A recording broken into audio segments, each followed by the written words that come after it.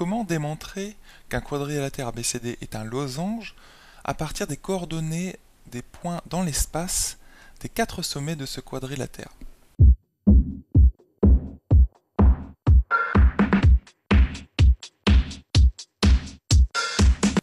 Bonjour et bienvenue sur Star en Maths TV.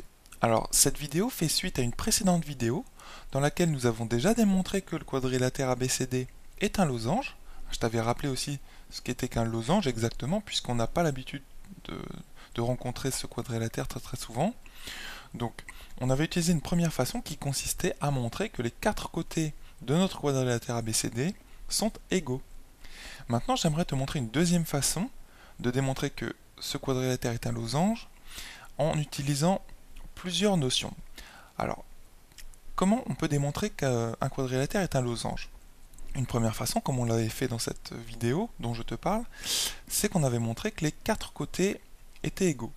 Mais un losange est défini aussi de la façon suivante: ces diagonales se coupent en leur milieu et se coupent en un angle droit. Donc comme les droites, ou plutôt comme les segments jaunes ici que j'ai dessinés. Du coup, ce qu'on va faire, c'est qu'on va essayer de démontrer que les diagonales de notre quadrilatère ABCD, qui est quelconque, on ne sait pas du tout quelle tête il a,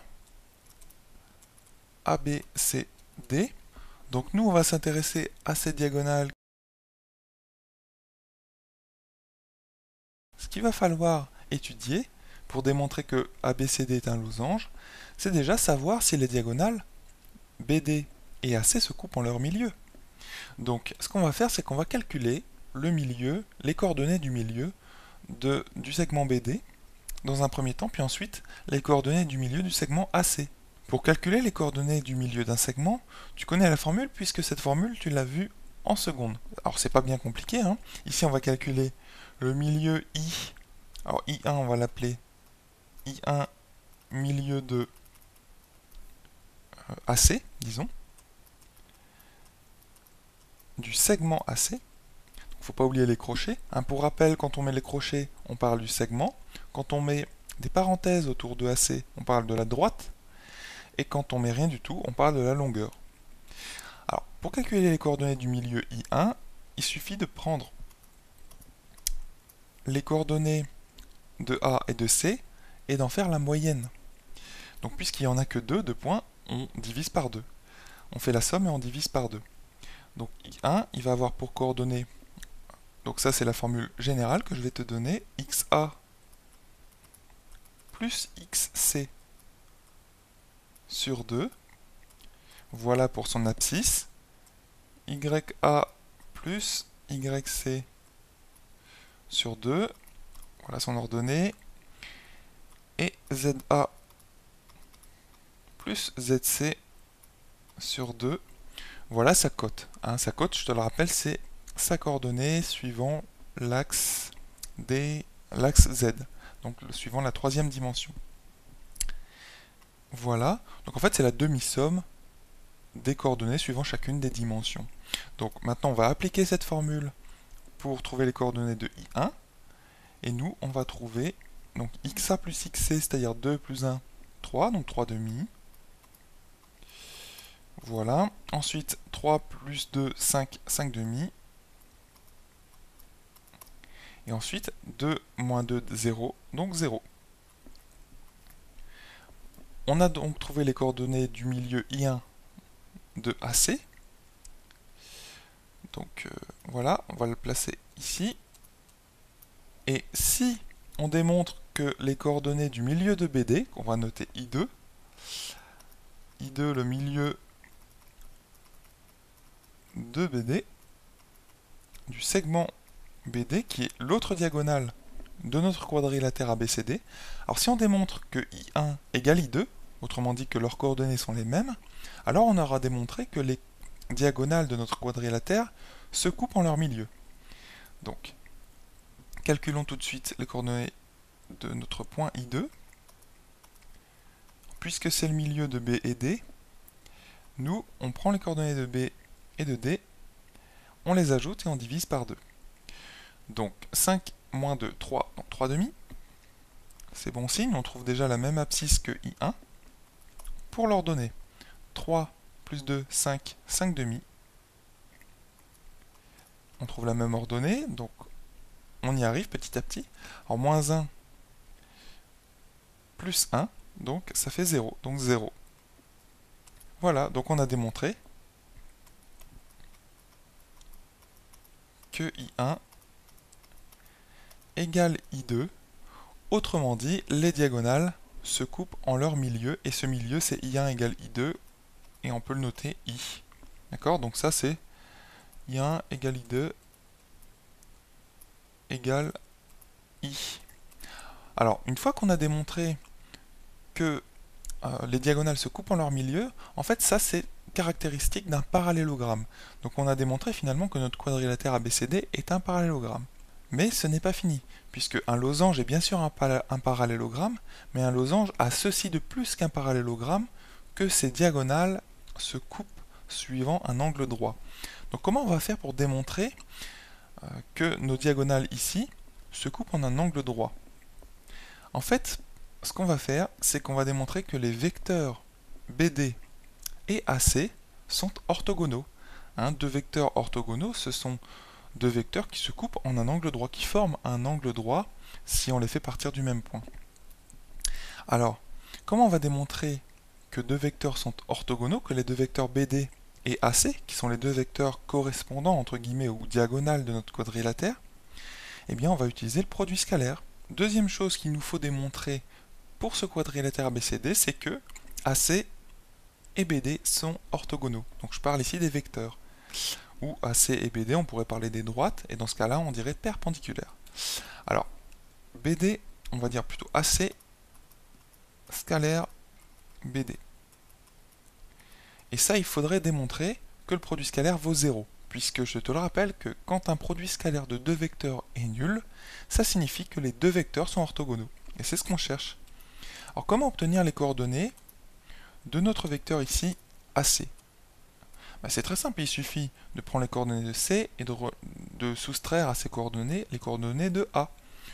Comme ça, on obtiendra les coordonnées de notre vecteur AC. Donc, on va obtenir, je vais les noter sous forme d'une colonne, d'accord? Ça va être plus simple. Donc, 1, moins 2, ça nous fait moins 1. Ça, c'est l'abscisse du vecteur AC. Ensuite, 2 moins 3, ça nous fait moins 1. Et moins 2, ça nous fait moins 4. Tu peux toujours noter les coordonnées d'un vecteur ou d'un point de façon verticale comme ceci, sous forme d'une colonne. Et quand tu les notes horizontalement, comme on a l'habitude de les noter, comme ici, eh bien on met un point-virgule entre les nombres. Voilà, donc là je remets le point qui correspond à l'opération de produit scalaire. Et le vecteur BD, on calcule aussi rapidement ses coordonnées, donc c'est xd moins xb, à savoir moins 2, moins 5, donc c'est moins 7. Voilà, 2, moins 3, donc ça nous fait moins 1 en ordonnée, 1, moins 1, donc ça nous fait 1 plus 1, donc 2. Et quand on calcule le produit scalaire, ici, on va utiliser la définition analytique du produit scalaire. Je te fais un rappel de cours rapidement. Quand tu as deux vecteurs U, deux coordonnées, on va les noter de la même façon sous forme verticale, sous forme d'une colonne, donc X, Y et Z. Et quand tu as un deuxième vecteur, donc V, de coordonnées, disons A, B et C, alors le produit scalaire de ces deux vecteurs, la définition analytique du produit scalaire, te dit que U scalaire V, ça te donne XA plus YB plus ZC. En fait, la définition analytique du produit scalaire te dit simplement que le produit scalaire de deux vecteurs, ça vaut la somme des produits des coordonnées 2 à 2. Donc tu prends l'abscisse du premier vecteur, tu la multiplies avec l'abscisse du deuxième vecteur, donc XA. Tu prends l'ordonnée du premier vecteur et tu la multiplies avec l'ordonnée du deuxième. On obtient YB. Et de la même façon pour la troisième dimension, donc pour les côtes. Ici, c'est très très simple, il suffit de prendre moins 1 fois moins 7, plus moins 1 fois moins 1, donc je vais le noter, moins 1 fois moins 7, ça correspond à notre XA, plus moins 1 fois moins 1, plus moins 4 fois 2.